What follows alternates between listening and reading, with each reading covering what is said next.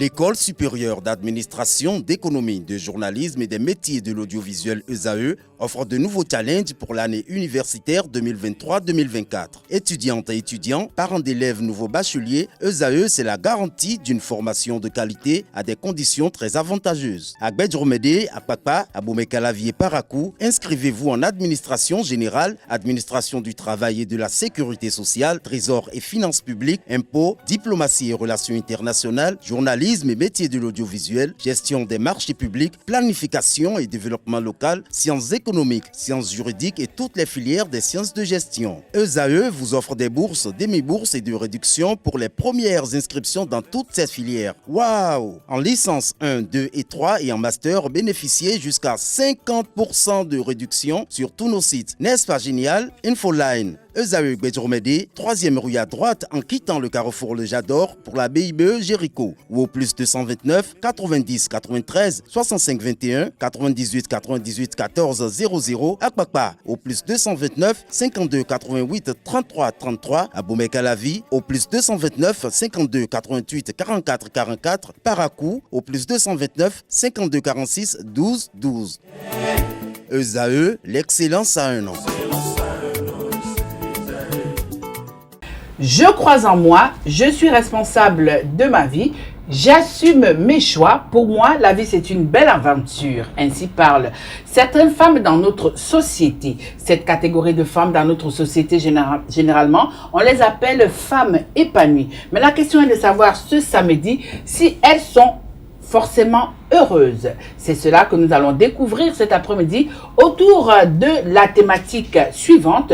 Une femme épanouie est-elle forcément heureuse? Chers téléspectateurs, chers internautes des ESAE Télévision, vous l'avez compris, c'est votre émission. Ici, tout se raconte. C'est le mois de la femme. Oui, nous allons parler de la femme aujourd'hui. Alors, pour en parler, je reçois pour vous Loïs Ballet. Elle est coach de vie. Bonsoir. Bonsoir. Comment vous allez? Oui, ça va très bien, merci. Également avec nous, Lucrèce Degla, elle est femme politique et écrivaine. Bonsoir. Bonsoir. Moi de la femme oblige. Oui. Elle n'est plus à présenter, elle c'est Ruth Soledji, elle est réalisatrice télévision. Bonsoir Ruth. Bonsoir Tatiana. Encore un sujet qui vous concerne. Effectivement. Je ne me considère pas comme ma femme sur ce plateau, hein, je suis juste une animatrice. Alors, vous allez me dire cet après-midi, chacune de vous sur ce plateau va d'abord me décrire, va d'abord me dire si elle se considère comme étant une femme épanouie. Je vais commencer par Lucrèce. D'accord, merci de me passer la parole. Oui, je me considère comme une femme épanouie, mais je ne fais pas de confusion entre une femme épanouie et une femme émancipée. D'accord. Parce que la nuance est que il y a, je vais dire, ce conglomérat de femmes qui estiment qu'elles sont émancipées, et dans ce lot nous avons les féministes, nous avons toute catégorie de femmes. Moi je me considère simplement comme une femme épanouie, en ce sens que j'aime ma vie, j'aime les personnes avec qui je la partage, j'aime ce que je fais au quotidien, je m'aime aussi imparfaite que je sois, et j'avance. Loïs, est-ce que vous vous considérez comme étant une femme épanouie? Oui, bien sûr que je me considère comme une femme épanouie.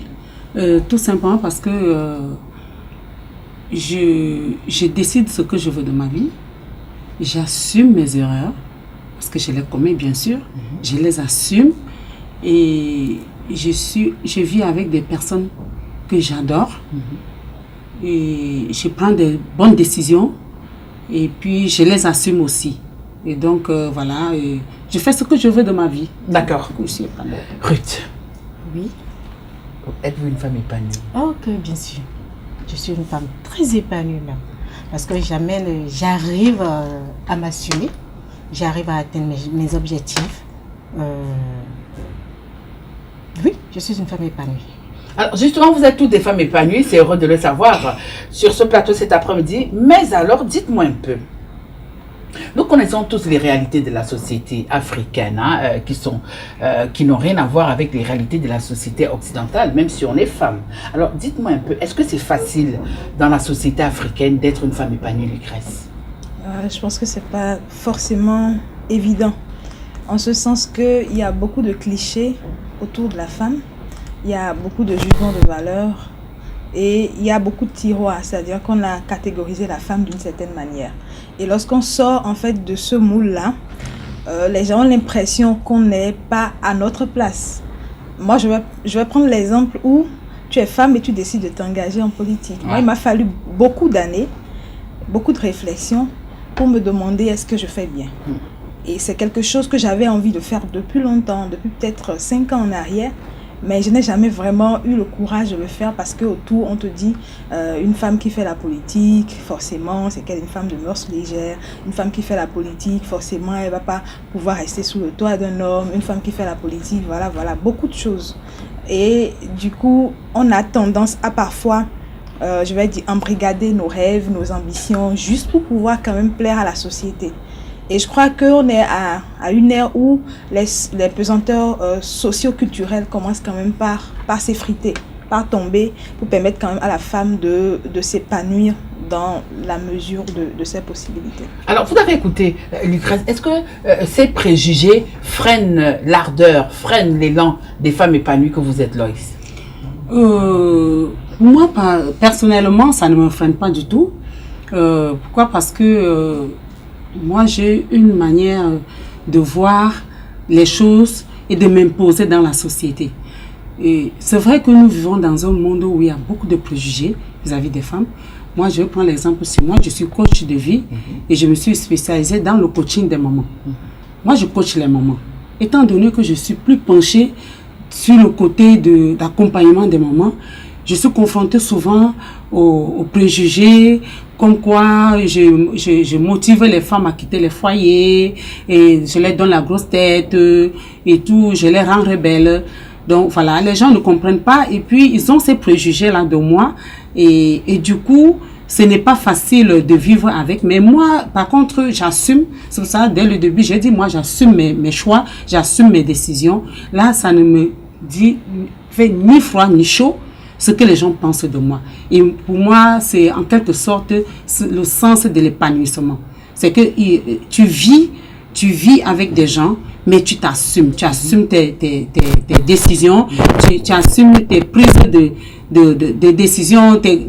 En tout cas, tout ce que tu fais, tu sais que tu le fais bien. Et puis voilà, on ne regarde pas derrière ce que les gens pensent de toi. Alors, vous avez écouté, Loïs, Ruth, vous êtes dans un secteur, le secteur des médias. On sait que c'est un secteur où généralement les femmes ont du mal à se faire de la place, où elles ont même du mal à véritablement s'épanouir. Alors, dites-nous un peu, comment est-ce que vous avez réussi à vous mettre au devant de la scène? Comment est-ce que vous avez réussi à surmonter certains aléas pour vous retrouver aujourd'hui comme femme épanouie dans ce secteur des médias au Bénin? Ça n'a pas du tout été facile. C'est pas facile, c'est un combat au quotidien. Je continue toujours le combat. Puisque vous venez de le dire, la société a déjà figé la femme en infériorité. C'est-à-dire que selon la société, la femme n'a pas le droit d'être à un certain niveau. Ça, c'est la société. Et dans le monde des médias, au début de l'avènement des médias, on ne voyait que les hommes. Que les hommes. Donc, ils se sont mariés à l'idée, à l'image de la société, et ils font tout, veuillez bien m'excuser, ils font tout pour pouvoir rabaisser émotionnellement comme physiquement dans toute action la femme, pour que la femme n'atteigne pas ce niveau. Donc avant d'arriver à ce niveau, avant d'être épanouie dans ce domaine-là, il faut te vêtir en peau d'homme, que ta mentalité soit la mentalité de l'homme. Je ne dis pas homme petit H, je ne dis pas d'homme grand H. Que ta mentalité soit la mentalité, donc que tu te dis, j'y vais pour mon but, j'y vais pour réussir. Je ne suis pas femme en tant que corps femme, mais j'y vais en tant qu'homme. Voilà. C'est ça qui m'a permis à moi d'être à ce niveau. Alors justement, on sait que lorsqu'on est épanoui, certains estiment que lorsqu'on est épanoui, forcément, c'est que le reste vient. Je vous demande, Lucrèce, est-ce que lorsque on est une femme épanouie, on est heureuse, forcément? Alors, pour moi déjà, l'épanouissement, je pense, c'est quand même en étroite relation avec le bonheur. En ce sens que le bonheur part d'abord du contentement.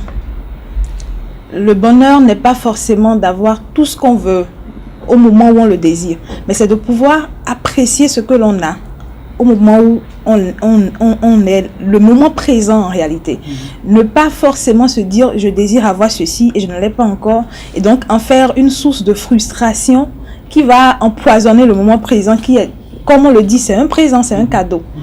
Et moi je considère toutes les choses vers lesquelles je cours, tous les buts auxquels j'aspire et que je n'ai pas encore touché du doigt comme quelque chose à atteindre. Et je ne me projette pas dans le futur en oubliant de vivre le présent. Ce qui fait que j'apprécie également tout ce que je vis dans mon présent. Le bonheur n'est pas l'illusion qu'il n'y aura pas de frustration, qu'il n'y aura pas de quoi, qu'il n'y aura pas de petites choses qui vont venir heurter notre cocon. Mais le fait aussi de l'assumer, de l'accepter, c'est aussi ça, le bonheur. Le fait d'accepter que autour de soi, il y a des personnes qui sont tout aussi imparfaites que soi, qui ne vont pas toujours faire les choses comme on le souhaite. Des personnes qui ne vont pas partager les mêmes points de vue que nous, mais avec qui on va être amené à vivre, à partager un bout de chemin. C'est ça le bonheur pour moi. Et être heureux, c'est pour moi être épanoui, c'est quand même quelque part être heureux. Mais on peut être émancipé sans être heureuse, oui. Parce que quand je dis je suis émancipée, c'est que quelque part, je me mets dans une posture où il y a la masculinité négative, c'est-à-dire que je considère, surtout nous les femmes, ayant été brimées sur plusieurs siècles, ayant été, je vais dire, parce que plus loin, quand on remonte dans l'histoire, surtout dans nos sociétés africaines, on reconnaît une place de choix à la femme. Mais avec la colonisation qui est arrivée, beaucoup de choses qui ont influencé, la femme s'est retrouvée vraiment dans une posture où elle est devenue un être inférieur. J'ai appris une histoire selon laquelle les Amazones, après que le corps des Amazones n'existait plus, beaucoup ont perdu la raison parce que le sens, l'existence de leur vie n'existait plus. Ouais. Et donc, du coup, on est en train, dans une nouvelle posture où on est en train de nous reconquérir nous-mêmes, de nous retrouver nous-mêmes. Mais moi, je tiens à ce qu'on n'arrive pas à diaboliser l'homme, petit h. Ouais. Qu'on arrive quand même à reconnaître que nous avons tous été victimes de ce qui est arrivé. Et que nous sommes tous en train de nous reconstruire. C'est vrai, des inégalités. Et la justice voudrait qu'on nous donne plus de longueur d'avance. Et c'est ce que moi j'apprécie, c'est ce que je loue. Dans cette quête d'émancipation. Oui, mais est-ce qu'on a raison? Est-ce qu'on a raison de donner des longueurs d'avance aux femmes? Oui, moi je pense que c'est ça qui a l'équité. Vous avez demandé... Oui. Vous avez demandé la parité. Bon. Vous avez demandé l'égalité. Et aujourd'hui, vous vous estimez encore heureuse, qu'on puisse encore vous donner une longueur d'avance. Non, en fait, personnellement, je ne suis pas pour la parité. D'accord. Je ne suis pas pour l'égalité. On va laisser Lucrèce finir. Je ne suis pas pour la parité. Je ne suis pas pour l'égalité non plus.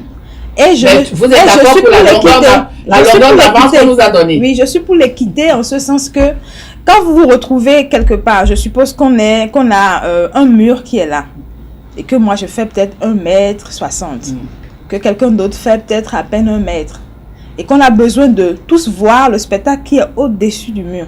J'ai eu plus de taille que l'autre. Et donc, je suis dans une posture où je peux voir et l'autre ne peut pas voir. L'équité, c'est de permettre à l'autre d'arriver à un niveau où il peut voir ce que je suis en train de voir. Et ça, ce n'est pas de... Je pense que c'est ça qu'on appelle la justice, en fait.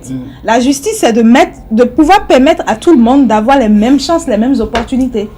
En ce sens, je ne peux pas... Je trouve que c'est une bonne lutte. Mais de dire que nous sommes là, c'est la parité. Moi, je parle de complémentarité. Je ne parle pas de parité. Oui. Là, moi, je ne suis pas du tout d'accord. Je suis pas, parce que je me dis que en tant qu'être, en tant qu'un homme grand H, vous avez les mêmes potentiels. Même si tu es femme, si tu aimes avoir les mêmes potentiels, d'avoir les mêmes résultats. Ce que je dis, ce n'est pas contraire à ce que tu dis. Non, si, veuillez bien m'excuser, si on milite pour une longueur d'avance, que la femme ait une longueur d'avance de l'homme, là, vous réinculquez aux hommes que nous sommes faibles. Absolument non. Ah oui, c'est ça, c'est ce que ça signifie. Non. Ok. Ce n'est pas ça. Posons un exemple. Vous êtes un homme. Si vous me permettez. Non, posez un exemple. Vous êtes un homme, je suis une femme. Nous sommes sur le même plateau. Vous allez préférer qu'on me donne la parole avant vous. Donc, non, ce n'est pas dans ce sens. C'est dans le sens de ce que vous êtes en train de dire. Ce n'est pas dans ce sens. Lucrèce et Ruth, attendez, on va remettre la balle au centre. Nous allons remettre là-bas le centre. Le temps d'aller vers Loïs et je vais revenir vers vous. D'accord. Loïs, vous avez écouté, et Lucrèce, vous avez écouté l'intervention de Ruth. Et je vous pose aussi cette question. Est-ce que certaines femmes épanouies ne se mettent pas le voile elles-mêmes pour faire diversion, genre « je suis heureuse ». Parce que dans mon introduction, j'ai dit « je crois en moi ». Je suis responsable de ma vie. Vous pouvez être responsable de votre vie, mais sans toutefois être heureuse. Donc, je vous pose, est-ce que forcément parce qu'on est épanoui, on est heureuse? Oui, merci Tatiana. Je dirais non, pas du tout. Parce que l'épanouissement, on se donne, on se permet souvent l'épanouissement. Et on peut être épanoui, on peut s'épanouir sans être épanoui. Donc, je vais dire quoi? Et quelqu'un peut se permettre un épanouissement. Je me dis, parce que je suis trop stressée, il faut que je me permette d'aller faire le shopping, il faut que je me permette d'aller me détendre. Pourquoi pas aller en boîte? Donc, tout ce qui peut te rendre heureuse, te faire sentir épanoui, tu peux le faire. Ça, c'est se permettre un épanouissement. Pourtant, au fond de toi, tu n'es pas épanoui. Maintenant, quand nous parlons d'être épanoui, ça veut dire quoi? Il y a tous les condiments qui vont avec. Il y a les détails qu'on met dedans.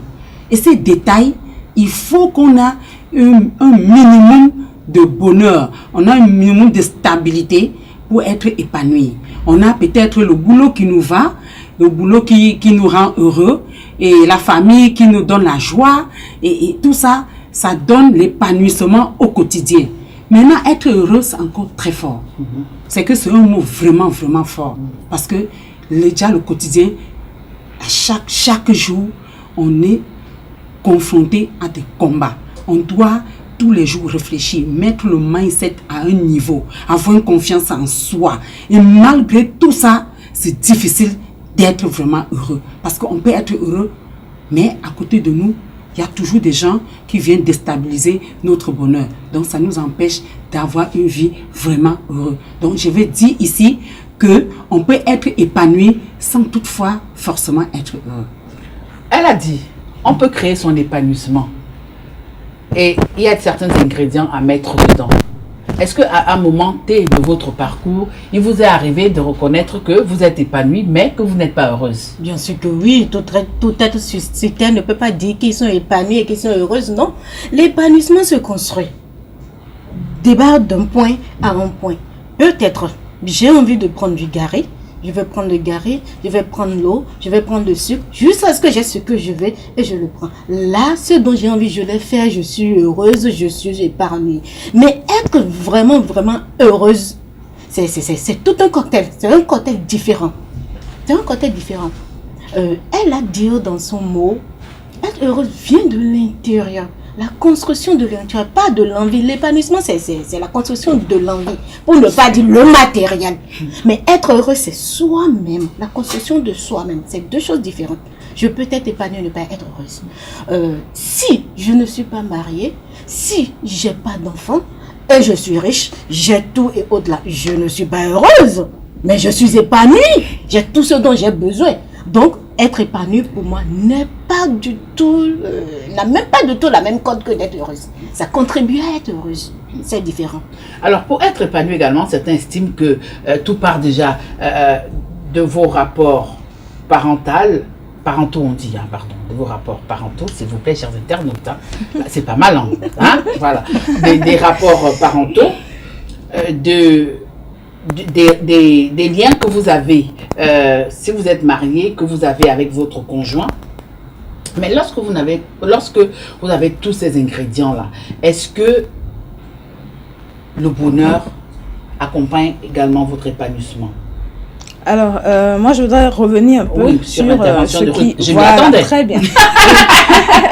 Parce que, en fait, moi, j'aime bien qu'on soit dans le contexte. Ouais. Parce que tout ce qu'on pose comme sujet tient dans un contexte. On parle d'un contexte où on parle de l'inféodation de la femme pendant longtemps. Où on parle du fait que la femme a été reléguée au second rang pendant longtemps. Et donc, on est tous d'accord, partant du principe que la femme, quelque part, a été lésée.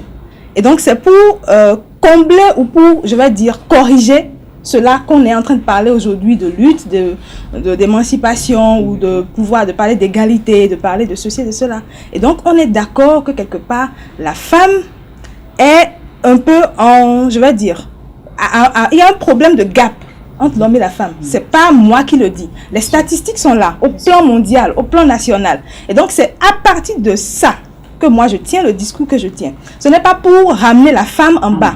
C'est comme je dis, quelqu'un a en poche 100 000 francs. Et moi j'ai 10 000 francs. Que je l'accepte ou non, il y a 90 000 francs de gap. Comment on fait pour que ce gap soit comblé? C'est pas qu'on arrache à l'autre forcément ces 90 000 francs. C'est 100 000 francs. Oui, mais tu es déjà quand même heureux d'avoir tes 10 000, hein, parce qu'à côté, il y a quelqu'un qui n'a rien. Je ne refuse pas. Donc l'équité dont on parle, c'est de pouvoir me permettre à moi aussi d'avoir ce qui me permet de pouvoir avoir une condition de vie qui est meilleure à ce que je vivais. Parce que si j'ai 10 000 francs, forcément, je ne peux pas me permettre les mêmes choses que celui qui a 100 000 francs. Alors, en parlant de l'épanouissement et du bonheur, vous permettez? pour moi, le bonheur... On va alors, pour moi, le bonheur et l'épanouissement, je crois que c'est deux choses qui sont liées à l'être intérieur. Parce que tout à l'heure, quand Ruth parlait, j'avais l'impression que l'épanouissement et la richesse, parce qu'on peut être riche et ne pas être épanoui. Honnêtement, pour moi, on peut être riche et ne pas être épanoui. Et être épanoui dépend en fait aussi de comment est-ce qu'on se perçoit, de comment est-ce qu'on se projette. Parce qu'on n'a pas tous les mêmes ambitions, on n'aspire pas aux mêmes choses. Il y a des gens qui n'ont pas envie d'avoir d'enfants. Donc quelqu'un sera malheureux de ne pas avoir d'enfants, moi je ne serai pas malheureuse de ne pas en avoir. Quelqu'un sera malheureuse de ne pas avoir de mari, je ne serai pas malheureuse de ne pas en avoir. Chacun en fonction de la posture d'où il se tient, en fait, à sa perception de je suis épanouie, je ne suis pas épanouie, je suis heureuse ou je ne suis pas heureuse. Et c'est là où je rejoins madame la coach de vie. Je rejoins également Ruth qui dit que c'est quelque chose qui est vraiment lié en fait à nous-mêmes, à notre être intérieur. Alors, pourquoi on dit généralement, coach, c'est vous qui prenez la dernière question, on va clôturer avant de nous retrouver le samedi prochain pour la suite de l'émission. Généralement, on estime que vous les femmes épanouies là, généralement vous n'êtes pas dans des foyers, vous n'avez pas des maris. Pourquoi? C'est dû à quoi? Vous vous aimez beaucoup, vous avez l'estime de soi tellement grande que vous n'avez pas besoin que quelqu'un vous encombre. Ah, vraiment, cette question, c'est... Et voilà pour toutes les trois, hein. Vous allez rapidement répondre avant de mettre fin à l'émission de cet après-midi. Donc, je commence par Lloyd. Ouais, cette question, c'est une question qui est régulièrement posée et reposée. Oui. Mais moi, je dirais, ceux qui pensent ainsi, les hommes, par exemple, parce que généralement, c'est les hommes qui disent ça. Certains hommes qui disent ça. Les femmes aussi. Les femmes aussi. Les femmes aussi. Les femmes écrivent. Les femmes écrivent. Je veux dire quoi? Ouais. Les femmes écrivent, les femmes malheureuses. C'est des femmes qui sont malheureuses à l'intérieur d'elles-mêmes. Sinon, une femme qui a un bon sens va chercher à être épanouie que de trouver un problème sur une autre femme qui est épanouie. Elle doit elle-même chercher à être d'abord épanouie. C'est celle qui n'est pas épanouie, qui s'est contentée de sa vie malheureuse, qui pense à une telle chose. Sinon... Vous pensez quoi? Moi, je pense que... Moi, j'ai besoin d'une réponse à ma question parce que j'y tiens. Généralement, c'est pas moi qui le dis, les quatre sont là. La majeure partie des femmes qui sont épanouies, généralement, vous n'avez pas un Dagobert à côté. C'est pas moi qui le dis. De toutes les façons, vous les achetez comme si vous allez au marché. Tatiana, moi, je ne suis pas d'accord. Je dirais même, chère dame, c'est le mois de la femme, s'il vous plaît, ne me battez pas sur le plateau. Je ne fais que dire ce que certaines pensent tout bas. Oui, tout à fait. Et c'est ce que les gens croient. La femme, pour qu'elle soit épanouie, je dirais à 99%, il faut qu'elle ait son Dagobert à côté. Bon, quand on dit Dagobert, c'est pas Dagobert artificiel. Son vrai Dagobert avec la chaleur. Le ministre de l'Intérieur. Merci, normal. Voilà, Ruth.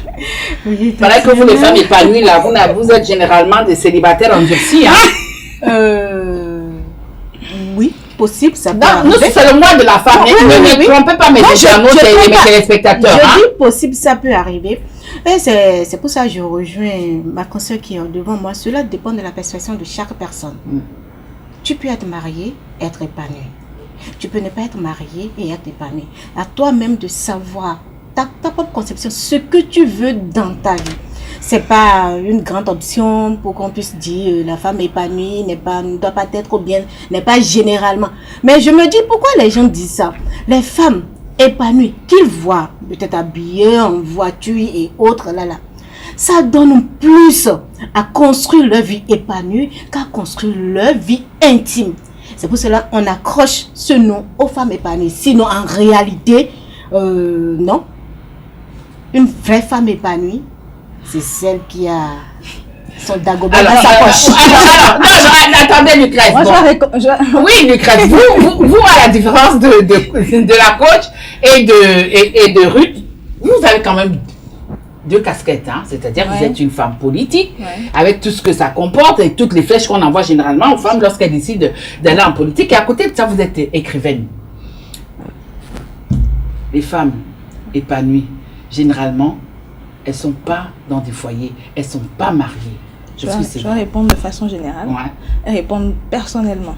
Alors, de façon générale, je dirais que je suis plus à l'aise avec le mot émancipé.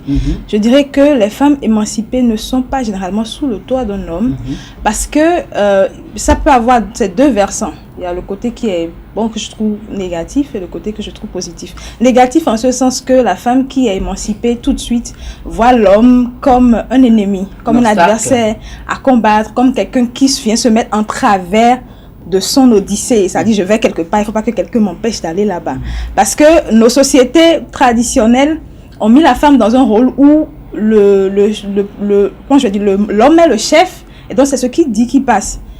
Et on oublie généralement que la famille était constituée de telle manière que même le chef, quand bien même il était là, prenait conseil auprès de ses femmes. Parce qu'avant, c'était quand même des familles où il y avait beaucoup de femmes. Et que l'homme ne se considérait pas comme le tout-puissant. Aujourd'hui, l'homme se considère comme le tout-puissant, avec peut-être tous les complexes qui vont avec, et empêche la femme de s'épanouir. Beaucoup disent même que quand tu es une femme et que tu as des ambitions, vaut mieux ne pas te marier parce que l'homme va te torpiller au point où tu ne pourras pas atteindre tes ambitions. Et généralement, ça se constate.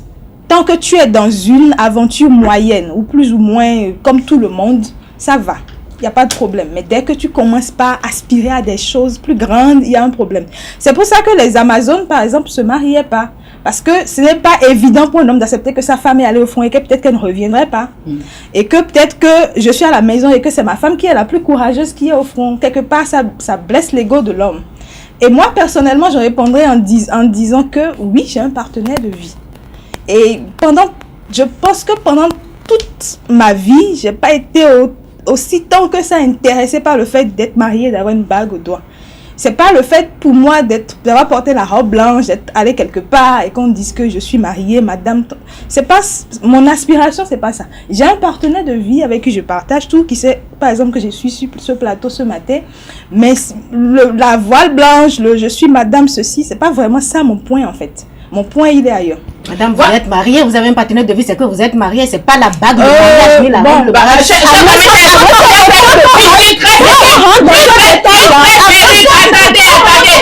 amis téléspectateurs, on se retrouve le samedi prochain pour la seconde partie de notre émission.